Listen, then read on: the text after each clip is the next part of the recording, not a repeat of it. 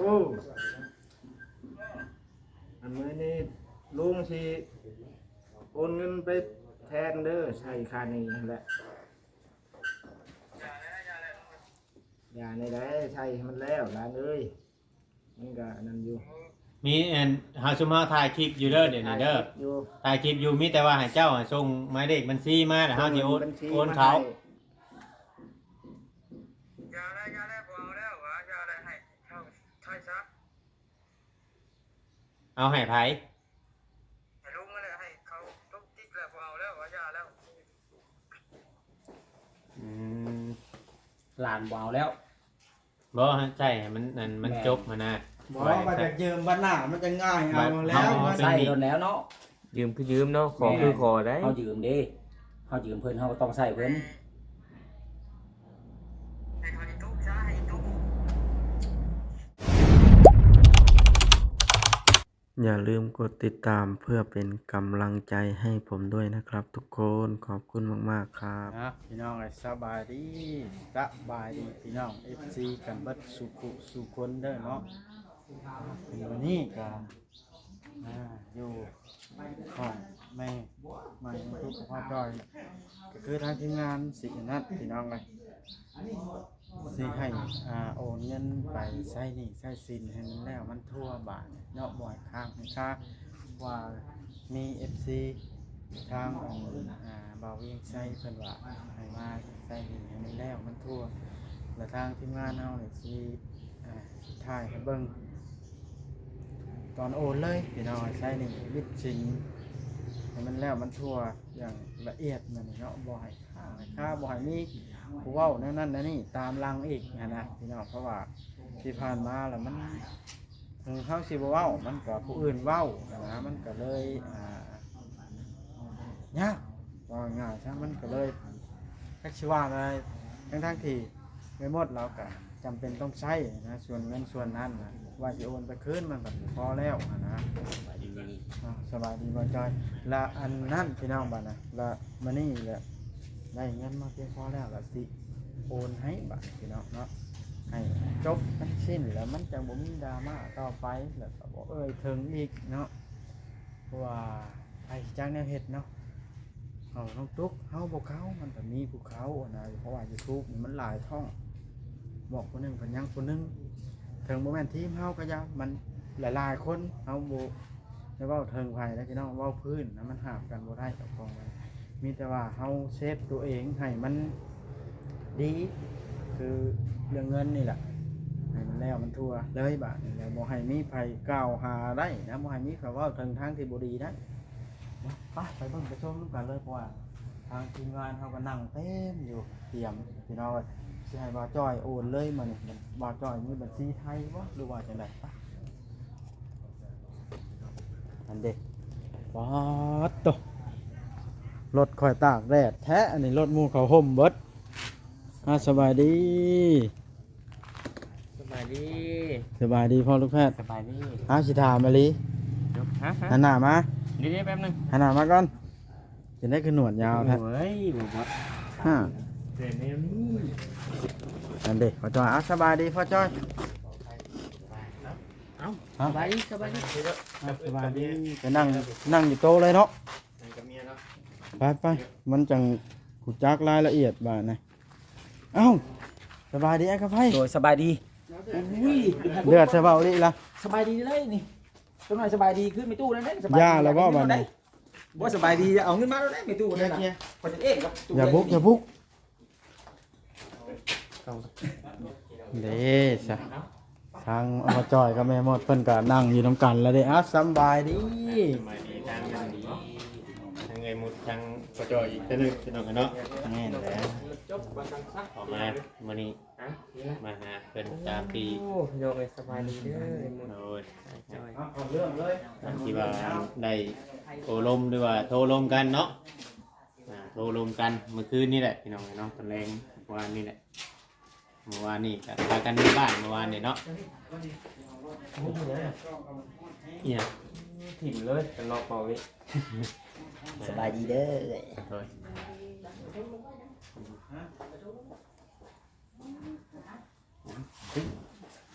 อ เป็นหยังคือเฮ็ดเฉาแต่หมดมื้อนี่ฮะคิดหลายบ่เออ ดูดังๆแท้โอ้ สีแงงเด้อคิดหลายพี่น้องเนาะกะเทียม จะคลิปได้ตัวคนได้ เออที่จะเช้าในมื้อนี้พี่น้องเนาะนอนบ่หลับบ่หลับอยู่ เดี๋ยวมาเต็มที่ เออพี่น้องเนาะคือว่ามื้อนี้เนาะอย่างคือเฮาเว้ากันเจ้าได้โทรลมกันบ่เออ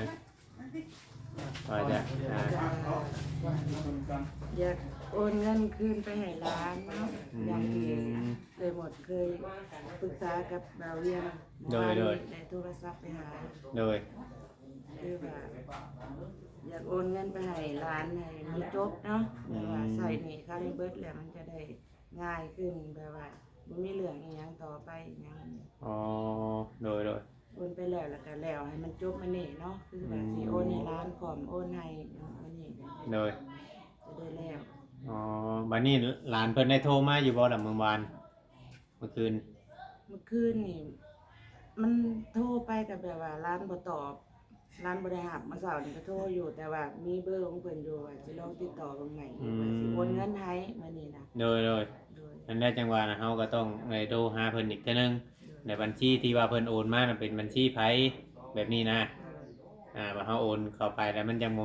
มีปัญหาน้ำหลังเด้จังหน่อยว่าโอนไปจากบัญชีผู้ใดผู้ใหญ่เนาะแม่เฮาก็ต้องถามเพิ่นให้มันอันนั้นเพิ่นเฮ็ดงานอยู่ไทยเพิ่นบอก โดย อืม แต่นี่ก็ต้องถามพ่อจอยแน่เนาะเพราะว่าร้านของทางพ่อจอย อ๋อ ต้องโอนเข้าบัญชีผู้ที่เรารู้จักแล้วก็ผู้ที่ใกล้เนาะ แม่น เพื่อการเอาเงินเด้ ก็โทรหาเพิ่นแล้วก็เอาสิ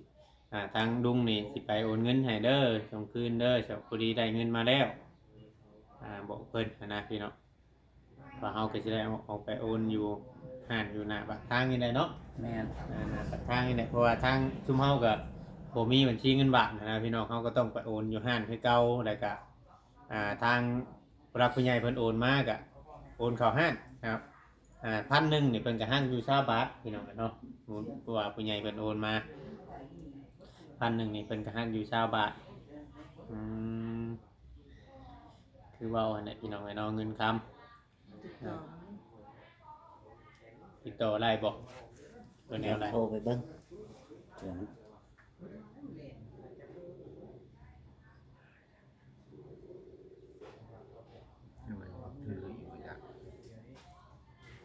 น่าเห็นงานในงานชวนบอก บ่เป็นงานส่งเครื่อง งานชงเครื่อง แม่ อ๋อบางทีกับข้าเจ้าเห็นงานในเวลานี่เนาะ แม่นเพื่อเขาเจ้าลูกเครื่องลูกของยันบ่สะดวกเนาะเพื่อบ่ฮับ โอ้อันมื้อนี้ลุงสิโอนเงินไปแทนเด้อใช้ค่านี้นั่นแหละอย่าในได้ใช้ให้มันแล้วหลานเอ้ยมันก็อันนั้นอยู่ มีเฮาชุมเฮาถ่ายคลิปอยู่เด้อเดี๋ยวนี้เด้อ อยู่ ถ่ายคลิปอยู่มีแต่ว่าให้เจ้าส่งหมายเลขบัญชีมาแล้วเฮาสิโอนเขา อย่าได้พอเอาแล้วว่าอย่าได้ให้เช่าใช่ซะ เอาให้ไผ ให้ลุงนั่นแหละให้เขาตุ๊กติ๊กแล้วพอเอาแล้วว่าอย่าแล้ว หลานบ่เอาแล้ว บ่ใช่ให้มันจบมานะ บอกว่าจะยืมบ้านหน้ามันจะง่ายเอาแล้วมัน ใส่โดนแล้วเนาะ ยืมคือยืมเนาะขอคือขอได้ เฮายืมเด้เฮายืมเพิ่นเฮาก็ต้องใช้เพิ่น ให้เขาให้ตุ๊กซะให้ตุ๊ก อืม ให้ตุ๊กก็ได้บ่เป็นหยัง เงินชวนนี่น่ะเจ้าสิเอาไปให้อันนางตุ๊กบ่ ให้พอจ้อยแล้วให้เราซื้อข้าวซื้อน้ำกินเลิศ เอาเว้าอันนี้อันเดี๋ยวนี้นะก็คืออยากให้เจ้าว่าให้มันชัดเจนนะสิไว้ให้ทั้งพ่อจ้อยกับแม่มดนี่ทำทุนบ่หรือว่าจังใดอยากให้เจ้าเว้าชัดเจนตัวนี้ อ๋อแบบชัดเจนก็คือว่าแล้วแต่ลุงนะลุงสิให้ หรือว่าแบ่งกันคนละ1,000บอกคือว่าในไร แล้วแต่เรานะ ให้นางตุ๊ก1,000ให้พ่อจ้อย1,000แบบนี้บ่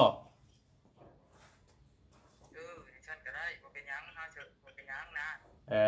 อ ตามใจไอ้น้องอยากซอย เพราะว่าตามใจแบบว่าไอ้น้องอยากซอยเนาะเอ้ยเจ้าน้องเนาะ ช้านะช้าๆนี่ขัดลูกเจ้าแล้วช้าว้าวแล้ว อ๋อโดยเพราะว่ามันเกิดลามาหลายแหละมันบ่คักบ่แน่แหละจุมเฮาว่าสิให้แทนหั่นน่ะ เอานะ อืมโดยฮะจ้ะพี่น้องไงเนาะก็คือว่าได้คุยกัน ลุงช้าให้ขัดลูกนี่ก็เลยแหละคือได้ อ๋อ นี่ก็เป็นงานอยู่นี่ก็ดี โดยก็มีแต่ว่าให้เข้าใจเนาะเจ้าของเงินเพิ่นเว้าเองเด้อนี่เด้อพี่น้อง FC อ่า เงินเพิ่นว่าเอง เจ้าของเงินเพิ่นเว้าเองแล้วก็มีแต่ว่าให้เพิ่นปันกันซะคนละพันเนาะในเงินส่วน 2,000 เนาะ2,000 ที่ว่าได้ยืมมาเฮาก็สิบ่ได้ออกไปหารโอนเงิน แสดงว่าเพิ่นก็อยากซอยพอจอยอยู่ได้นี่เนาะ แม่นนั่นแหละก็คือว่าจบเนาะในตัวนี้เนาะ โดย จบเพราะว่าบัดนี้เลยก็มันสิบ่ได้มีการเว้ากันเด้อพี่น้องเด้อบัดนี้เด้อ FC แล้วก็ในส่วนนี้อันนี้แหละพี่น้องเอ้ยเพราะว่าตอนแรกก็เฮาบ่อยากระลับระล่วงในเรื่องนี้เรื่องซิมเพิ่นดอกมีแต่ว่านั่นขอมุกขอบใจหลายเด้อซะเด้อบ่ได้ทุกเจ้าจังโทรลมกันใหม่อันนี้คือว่าเฮาอยากถามว่าหมายเลขบัญชีซื่อดอก เป็นงานนะผมว่ามีเวลาพักโทษนะครับนะ อ๋อโดยพอจอยได้ทุกเจ้าโทรลมกันใหม่ก็ได้เดี๋ยวเฮาสิถ่ายคลิปต่อวางเพิ่นดูก็ได้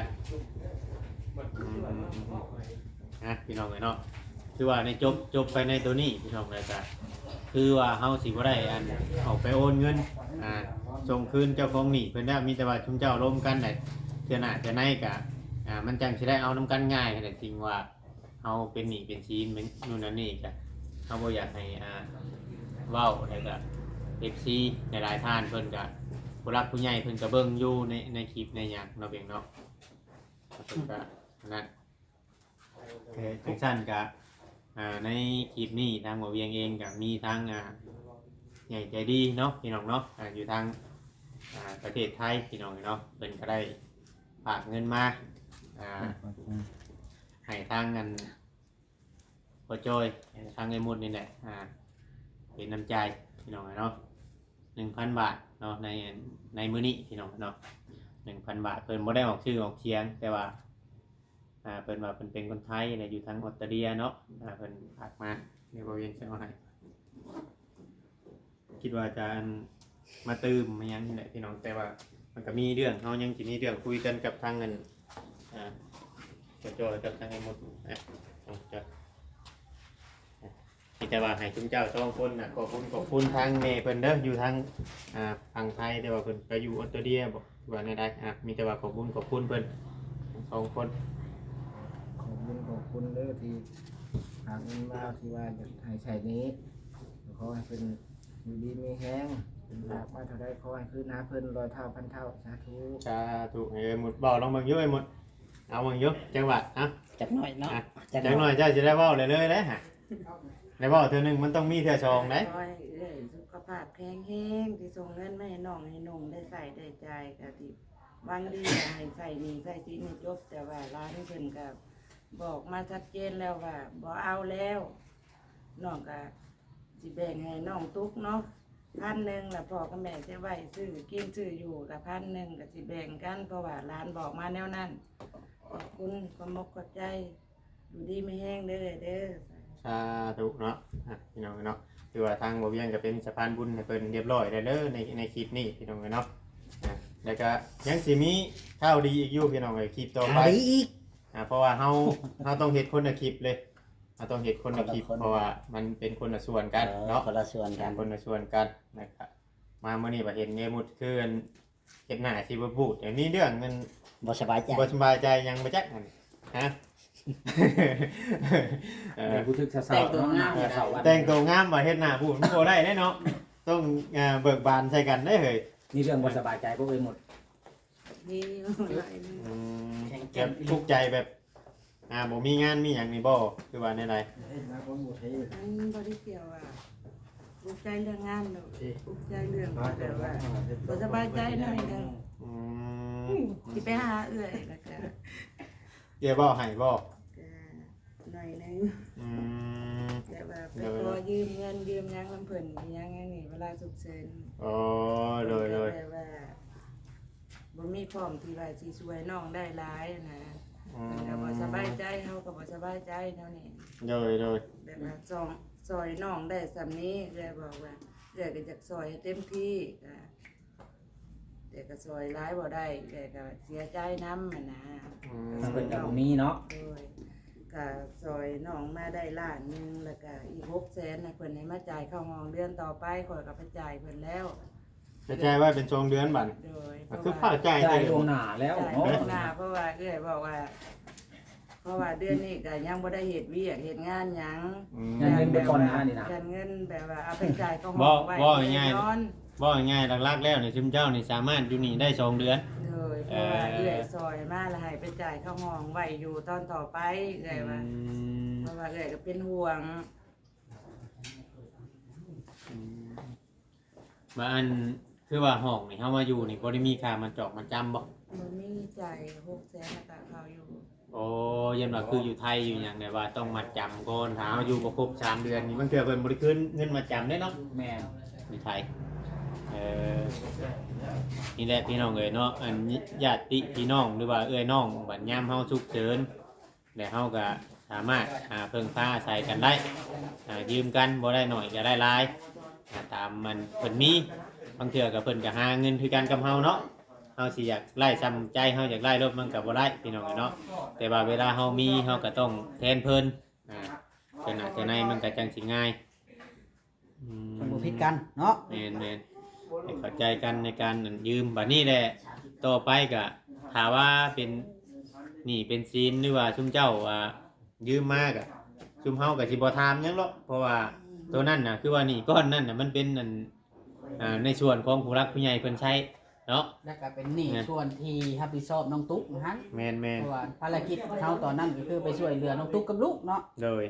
แรกๆหั้นนะ มันก็เลยเกิดดราม่าขึ้นมาพี่น้องในเมื่อเฮาได้คุยกับเจ้าของเงินแล้วเมื่อกี้นี่เฮาก็สบายใจแต่นึงเพราะว่า FC เพิ่นก็ว่าย่านบ่เชื่อแหละเพิ่นอยากให้เฮาเอาเฟซนำบ่จอยนี่โทรไปหาเจ้าของเงินว่าเจ้าของเงินสิเว้าแนวไรนู่นนั่นนี่ให้ได้พี่น้องเนาะแต่ว่า FC ก็คือได้ฟังนํกันนั่นแหละกินนี่ก็คือว่าผ่านไปในจุดนี้เนาะบ่ได้นั่น ขอบคุณขอบใจขอบคุณทางผู้รักผู้ใหญ่และก็หลานเราพร้อมเนาะ แม่น เป็นว่าเพิ่นร่วมกัน รวมกันดีได้พี่น้องเนาะ ใจบุญดีๆพี่น้องเนาะ ดีช่วยกันแบบนี้แหละพี่น้องเนาะตอนนี้ก็ทางเงินหมดกับพ่อจอยเพิ่นก็ยังตกที่นั่งลำบากอยู่แล้วก็มีผู้ใหญ่เพิ่นก็อยากให้คุณเจ้าหาเงินหาคำอยู่ในเขตนี่นะอยู่ในเขตนี่นะอยู่แถวนี้แต่มันมียูทูบเบอร์เนาะบางเทื่อเดือดร้อนถอนใจมาบางเทื่อพอมีผู้เพิ่งพอมีผู้ปรึกษาอย่างคือเราไปอยู่บางอื่นบางเทื่อมันบ่มีผู้ทายกับเพิ่นบ่ฮู้เลยว่าเฮาเดือดร้อนหยังนะเดี๋ยวบางทีเฮาอาจสิช่วยได้บ่ช่วยได้หน่อยก็ได้หลายคือเว้าหั่นแหละช่วยซ้ำแฮงศรัทธาเพิ่นผู้ใหญ่เพิ่นก็คือกันเพิ่นก็ตอนนี้น่ะเพิ่นยังเบิ่งอยู่คือข่อยเว้าหั่นแหละเพิ่นก็เบิ่งไปเพราะว่าซุมเฮาเข้าหาซุมเจ้านี่ก็อย่างนั่งประมาณ2 ทิศ 3 ทิศนี่แหละเนาะยังบ่ฮอดเดือนทำได้นี่เข้าหาเริ่ม 2 ทิศ ประมาณ2 ทิศปลายเนาะประมาณ2 ทิศปลายตอนแรกแม่นอยู่สิ่งที่ผ่านมาทางงาน FC เพิ่นว่าทางพ่อจอยนู่นนั่นนี่ก็เพราะว่าตอนนี้น่ะเพิ่นอยากดึงขึ้นอยากให้ทางเงินเจ้ากับเมียนี่ให้มันขึ้นกลัวจุดที่มันเคยเป็นมา อยากดึงขึ้น แม่นอยากดึงขึ้นเพิ่นว่า ดึงขึ้นจากขี้ตมให้มันมีขี้ตมไป ว่าอย่างชั้นเสีย เพราะว่ามัน พี่น้องเนาะ สิได้จบคลิปมันจังสิได้ผ่านในจุดที่ว่าเรียวร้ายมาให้มันมีแต่แนวดีๆหรือว่าเฮาสิหาเงินหาทำหรือว่าเฮาสิค้าสิขายก็มันจังได้ฮู้จักหยังนะแต่ว่า ว่ามีแต่ว่าข่อยสิขอจบคลิปก่อนเด้อ โดย โล่งใจแล้วเนาะพ่อจ้อยเนาะเรื่องเงิน 2,000 นี่เนาะจบกันซ้ำนี่แหละ จบไปแล้วพี่น้อง ใจหลายเพราะว่าที่หลายคนก็สิได้ยินจากปาก นี่แหละพี่น้องเอ้ยทางเฮาก็สิได้จบคลิปลงซะก่อนเด้อพ่อลูกแพทย์เด้อ สบายดีเลย ข่อยสิจบคลิปก่อน โดย หรือว่าถ่ายจังหน่อยกันบ่ เลย คุณชอบดูหนังโป๊ไหม โอ้เขาออกไว้ทั่วนี่เนาะ โฆษณา โฆษณาเข้าเพิ่นน่ะนะพี่น้อยทางเฮาก็สิได้ขอจบคลิปลงคลิปนี้ก็ได้เนาะเรื่องเงิน 2,000 ก็คือเว้าหั่นล่ะพี่น้อยหลานเพิ่นว่าบ่เอาแล้วยืมหลานก็บ่อยากให้มีไผไปเว้าเพิ่นขึ้นมาอีกให้มันเป็นเรื่องเป็นราวบาดนี้ทางน้องตุ๊กบ่น้องแต่บ่ก็ได้หันนะเนาะในเมื่อชัดเจนแล้วเงินเจ้าของเงินผู้ที่เพิ่นยืมเพิ่นว่าบ่เอาซอยป้าซอยลุงนะความหมายนะหักแพงกันหั่นแหละแล้วสิให้เอาเงินส่วนนั้นไว้ใช้จ่ายเลยนะพวกข้าวประไดพี่น้องบ่อนที่ว่าบ่จะยืมบัดหน้ามันสิยากมันเป็นแบบนี้มันสิยังอายกันปกติคันมีแล้วก็พอสิเอาแน่ผู้เจ้าของเงินก็ได้อันนี้ก็เฮาก็เว้าพื้นซื่อๆเนาะในกฎของมนุษย์แต่ว่ามันแล้วแต่จิตใจของแต่ละท่านเนาะหรือว่าเพิ่นหักแพงกันสิบอกแต่เริ่มต้นก็มีแต่ว่ามีผู้เว้าให้มันเกิดเรื่องเกิดราวซื่อๆโอเคบัดนี้คลิปนี้ก็ได้เนาะมีแต่ว่า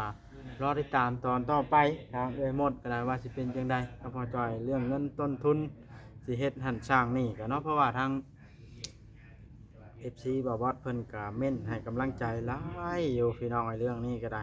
เนาะเพิ่นก็ยังเบิ่งอยู่พี่น้องเอ้ยเนาะโอเคพี่น้องบ๊ายบาย